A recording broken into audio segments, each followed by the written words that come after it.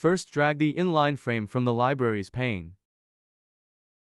Then double-click and select the page to link in the pop-up window.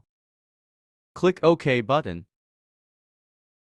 Preview the prototype. We can see that the inline frame has loaded the link page.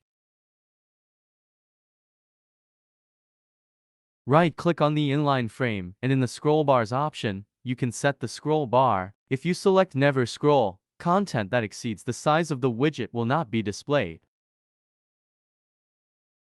Preview the prototype. You can see that content beyond the bottom boundary of the inline frame cannot be shown. If you select Always Scroll, you can always scroll content. Double-click on the inline framework, select Link to an external URL or file in the pop-up window, and then type the URL bing.com. Preview the prototype and you can see that the inline framework has loaded the Bing web page.